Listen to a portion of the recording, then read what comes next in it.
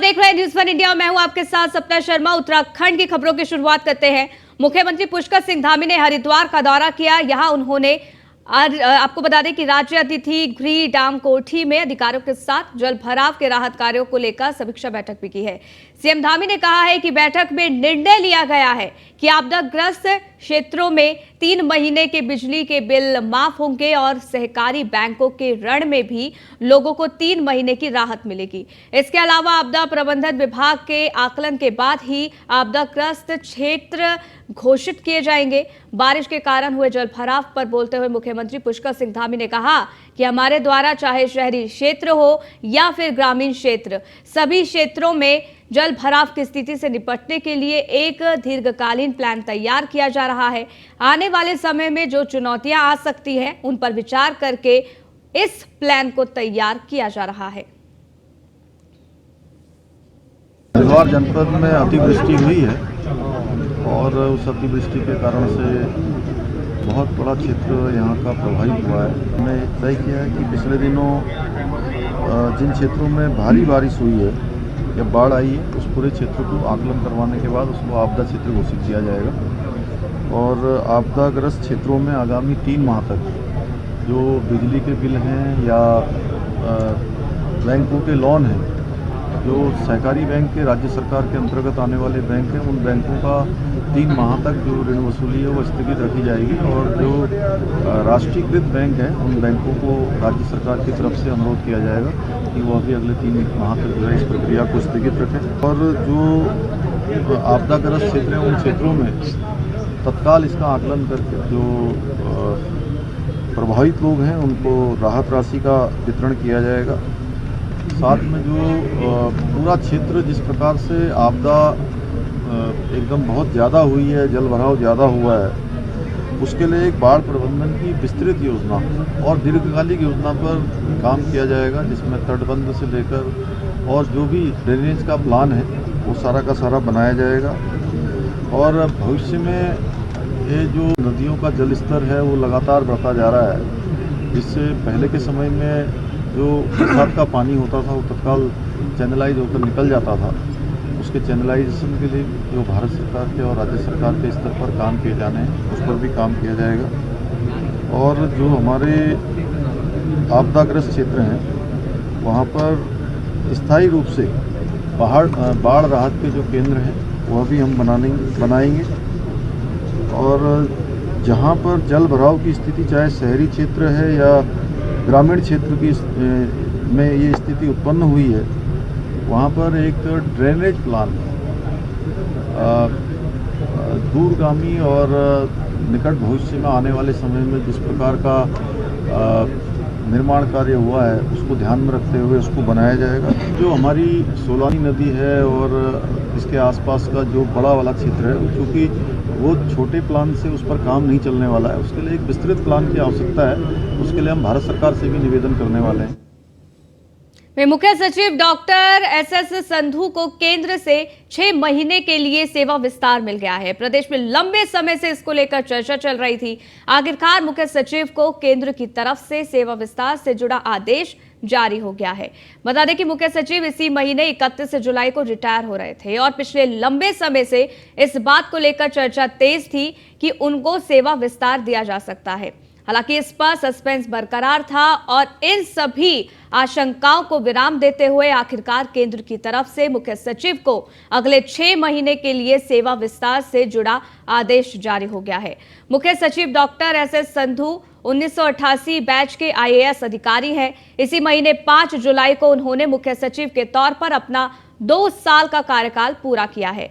राज्य में तमाम योजनाओं को लेकर मुख्य सचिव बेहद गंभीर दिखाई देते हैं।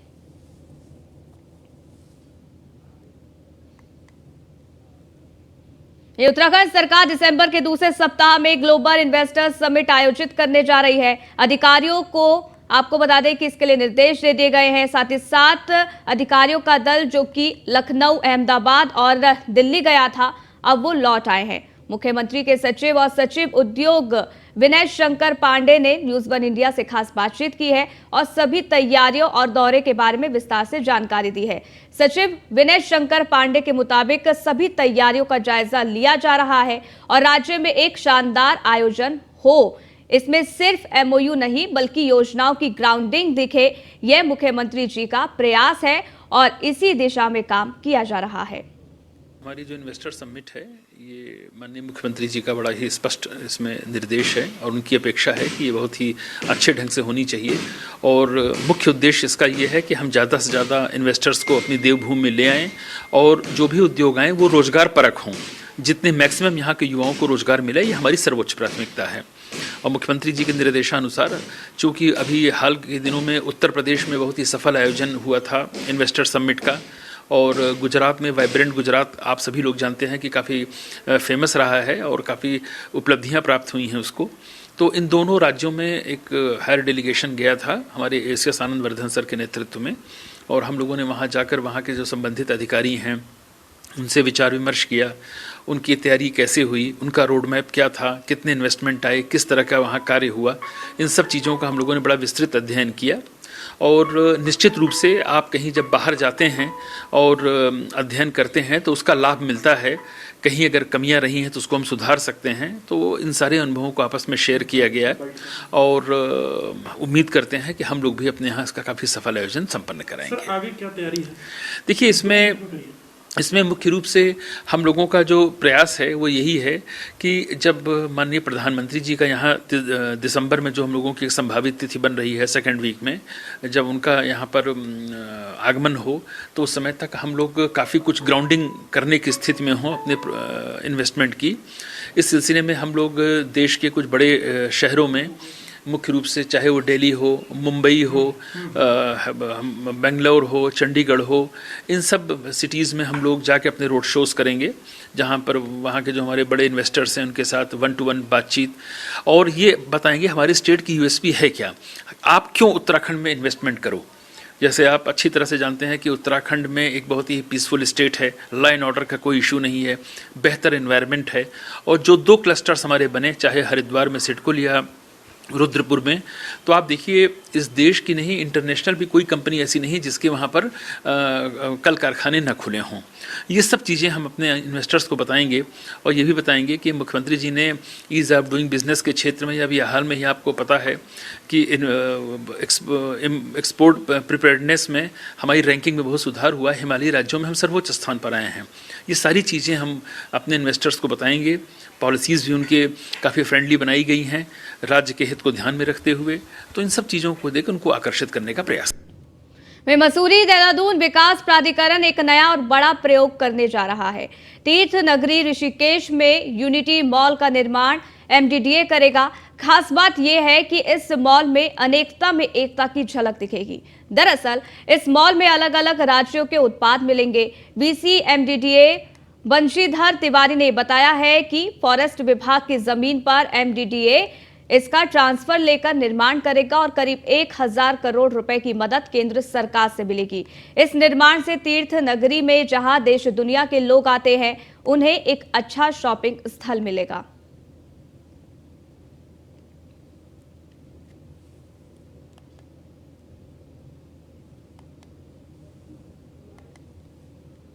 देखिए यूनिटी मॉल की जो निर्माण है वो एमडीडीए के द्वारा किया जाएगा और एक ही छत के नीचे हमारे जो राज्य के उत्पाद हैं और जो भारत के अन्य राज्यों के जो मुख्य उत्पाद हैं वो सभी उसके नीचे मिलेंगे। जैसा कि आप नाम से ही देख रहे हैं, इसका नाम ही यूनिटी मॉल है और कहीं ना कहीं ये जो हमारी राष्ट्रीय जो हमारी विविधता है और इस विविधता में भी जो एक एकत्व है उसको ये रिप्रेजेंट करेगा माल। और हम लोगों ने लैंड भी आइडेंटिफाइड कर लिया है और उसकी डीपीआर और ड्राइंग डिजाइन बनाने की कार्रवाई कर रहे हैं।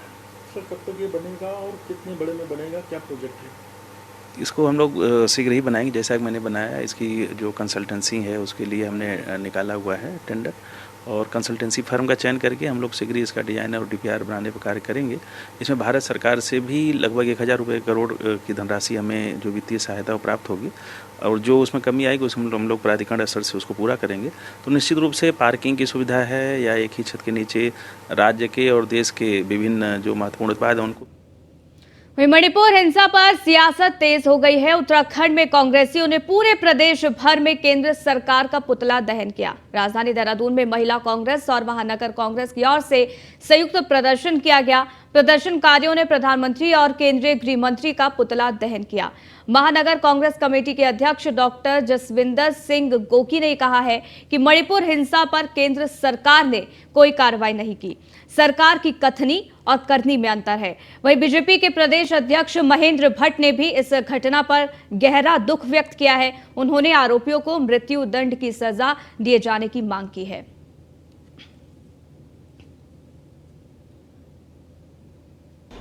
देखिए, मणिपुर की घटना बहुत ही दुखद घटना है। नारी सम्मान के प्रति हमारे दल का अपना एक अलग पक्ष है और जो भी संगठन राजनीतिक दल इस पीड़ा में आवाज़ उठा रहे, हम भी उनके साथ खड़े हैं। ये घटनाएं ना हो, इसके लिए प्रधानमंत्री जी ने इसे विशेष रूप से संज्ञान लिया है, गृह मंत्री ने संज्ञान लिया है। कुछ गिरफ्तारियां हुई हैं और कड़ी कठोरतम सजा। मैं तो आज वहाँ के मुख्यमंत्री का बयान पढ़ रहा था कि अगर मृत्यु दंड का भी प्रावधान हो तो ऐसी सजा ऐसे दुष्टों को देनी चाहिए। नारी सम्मान के प्रति मेरा दल शुरू से ही इन सब विषयों पर आवाज़ें उठाता रहा है। घटना घटित हुई है मणिपुर में, पूरे देश को शर्मसार किया है। मात्र हत्याकांड का मामला नहीं है ये। पहले उन महिलाओं को नग्न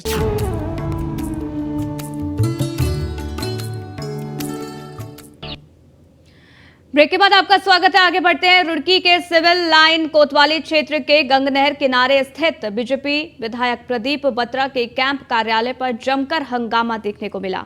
इस हंगामे के चलते कार्यालय के कर्मचारियों और नगर निगम के पार्षदों के बीच तीखी नोकझोंक भी हुई, जिसका वीडियो अब सोशल मीडिया पर जमकर वायरल हो रहा है। बता दें कि साउथ सिविल लाइन के पार्षद सचिन चौधरी के द्वारा कानून को विजेंद्र कुमार के साथ मारपीट कर दी गई थी, जिसके बाद पुलिस ने आरोपी पार्षद पर मुकदमा दर्ज कर 25,000 का इनाम रख दिया था। इसी के चलते शुक्रवार को बड़ी संख्या में पार्षद इकट्ठा हुए हैं और बीजेपी विधायक प्रदीप बत्रा के कैंप कार्यालय पर पहुंचे, जहां पर जबरदस्त हंगामा देखने को मिला। विधायक जी के पास गए थे, वो हमारे भाई सचिन है, उनके ऊपर एक 25,000 का इनाम था। उस पर गण में सारे पार्षद होकर विधायक जी से मांग करने गए थे कि देखो जी, इसमें आपस में कुछ फैसला होता हो या कुछ हो, इनमें आपस में निपटवा दो। तो उधर से एक निशांत राणा है, जो विधायक जी के यहाँ रह रहा है, गुंडा प्रकृति गया, कहीं केस है उस पर। उसने आगे बदतमीजी पहले एक पार्षद से करी, आशीष जी से, फिर आगे मेरे साथ बदतमीजी गाली गलौज करनी। तो उसमें विधायक जी ने कोई संज्ञान तो मेरे ख्याल से लिया नहीं। विधायक जी उसे अपने साथ गाड़ियाँ बिठा के ले गए। तो हमने पूछा, भाई तेरी क्या क्या दिक्कत है? उसने कोई दिक्कत नहीं, गाली गलौज। और वही आदमी नंबर 2 के धंधे करता है। आप सत्यम पैलेस चले जाए, सत्यम पैलेस में आपको सबका दूध का दूध और पानी का पानी चले जाएगा, अगर किसका होटल एक बदल जाए। हम विधायक जी के पास गए थे, वो हमारे भाई सचिन है, उनके ऊपर एक 25। वहीं चमौली में नमामि गंगा ट्रीटमेंट प्लांट में हादसे में 16 लोगों की मौत और 9 लोगों के घायल होने के मामले में अब कांग्रेस और बीजेपी ने एक दूसरे पर आरोप प्रत्यारोप शुरू कर दिया है। एक तरफ जहां बीजेपी अध्यक्ष का कहना है कि इस मामले में सरकार गंभीर है और जो मदद इस मामले में प्रभावितों को होनी चाहिए वो की जा रही है, वहीं कांग्रेस प्रदेश अध्यक्ष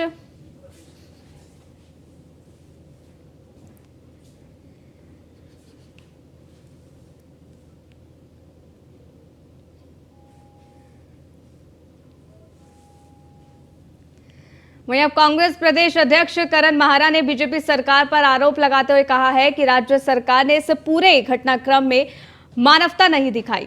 सरकार को जिस तरह की मदद करनी चाहिए थी वह नहीं हुई।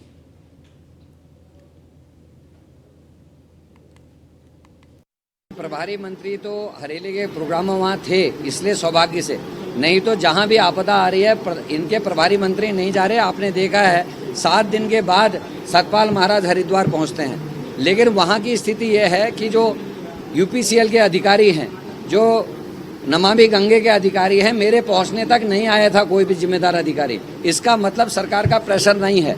दूसरी बात हम कह रहे हैं कि जो जिम्मेदार अधिकारी हैं, जो कर्मचारी इसके लिए जिम्मेदार माने जा रहे हैं, उनके ऊपर हत्या का मुकदमा दर्ज होना चाहिए, हमारी मांग है।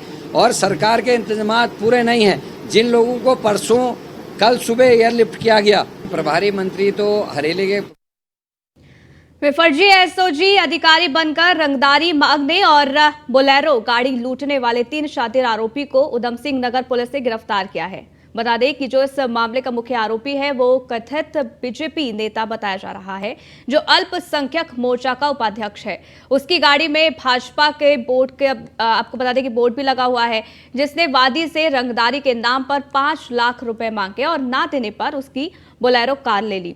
इस घटना से कहीं ना कहीं बीजेपी की छवि खराब करने का काम नेता ने किया है। इस पर बीजेपी मीडिया प्रभारी मनवीर चौहान का कहना है कि बीजेपी पार्टी एक ऐसी पार्टी है जो निष्पक्षता, पारदर्शिता से कार्रवाई करती है और निष्पक्ष कार्रवाई के निर्देश भी देती है। भारतीय जनता पार्टी की सरकार में बिना भेदभाव के जो व्यक्ति दोषी होता है या जिस कोई भी किसी प्रकार का गलत कार्य करता है, उसको निष्पक्ष रूप से उसके खिलाफ कार्रवाई की जाती है, चाहे कोई भी व्यक्ति हो। ये भारतीय जनता पार्टी की सरकार में, आदरणीय मुख्यमंत्री पुष्कर सिंह धामी जी की सरकार में ही संभव है कि चाहे दोषी, चाहे कितना बड़ा व्यक्ति हो, किसी पार्टी का हो, उसके खिलाफ सख्त से सख्त कार्रवाई की जाती है। ये इसका एक उदाहरण है। तो लेकिन आपको लगता है ऐसे लोगों को पहले ही पार्टी से बाहर कर देना चाहिए? नहीं, किसी के चेहरे पे लिखा नहीं होता कि कौन व्यक्ति कैसा होता है, लेकिन किसी तरह कोई भी फर्जी व्यक्ति हो, चाहे वो किसी पार्टी का हो, उसके खिलाफ कार्रवाई की गई है। इस बात की सराहना होनी चाहिए। भारतीय जनता वहीं मौसम विभाग ने अगले 24 घंटे के लिए देहरादून समेत प्रदेश के कई जिलों में बारिश को लेकर अलर्ट जारी किया है। मौसम निदेशक विक्रम सिंह के अनुसार शुक्रवार रात से शनिवार सुबह तक प्रदेश के कई इलाकों में भारी बारिश होने की आशंका है।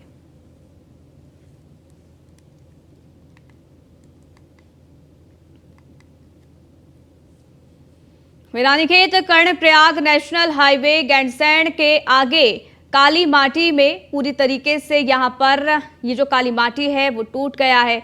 इस हाईवे पर कनेक्टिविटी बंद हो गई है। नेशनल हाईवे के दोनों ओर वाहनों की लंबी कतार लग गई है। एनएच जिस तरह क्षतिग्रस्त हुआ है उसे देखकर लग रहा है कि इसे बनाने में काफी समय लगेगा। वहीं नेशनल हाईवे टूटने से रानीखेत कर्णप्रयाग और रामनगर कर्णप्रयाग की आवाजाही बंद हो गई है।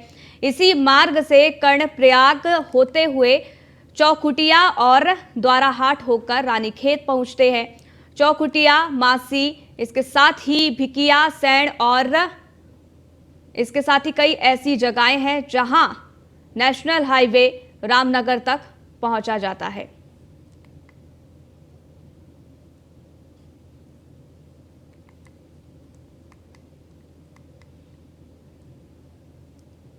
वहीं पौड़ी गढ़वाल के थलीसैण ब्लॉक के रोली गांव के पास गुरुवार देर रात बादल फटने से ग्रामीणों को भारी नुकसान हुआ है। कई घरों और गौशालाओं को नुकसान इससे हुआ है और गांव को जोड़ने वाली एकमात्र सड़क का भी एक हिस्सा यहां पर बह गया है।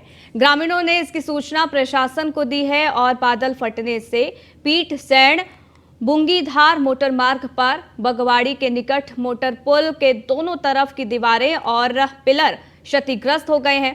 पुल पर वाहन एवं पैदल आवाजाही हेतु पूर्ण रूप से यहां पर बंद कर दिया गया है। लोक निर्माण विभाग द्वारा इस स्थल पर पैदल वैकल्पिक मार्ग तैयार किया जा रहा है, क्योंकि यहां से आवागमन करना खतरनाक साबित हो सकता है।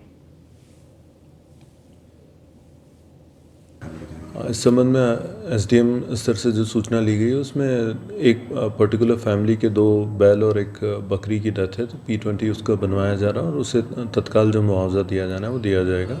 सिमिलरली एक रोड कनेक्टिविटी जो ब्रीच हुई है उसमें एक ब्रिज की स्थिति खतरनाक होने के कारण ट्रैफिक रुकवा दिया गया और ऑल्टरनेटिव रूट जो है वो अगले 2 घंटे में बंद। वसंत विहार पुलिस ने थाना क्षेत्र के अंतर्गत संचालित हो रहे स्पा सेंटरों और हुक्का बारों में छापा मारा। इस दौरान स्पा सेंटरों में गड़बड़ी मिलने पर उनके खिलाफ चालानी कार्रवाई का जुर्माना भी वसूला गया। पुलिस ने सभी को 1 सप्ताह के भीतर व्यवस्थाएं सुधारने के निर्देश दे दिए हैं। कार्रवाई के दौरान हुक्का बार बंद मिले।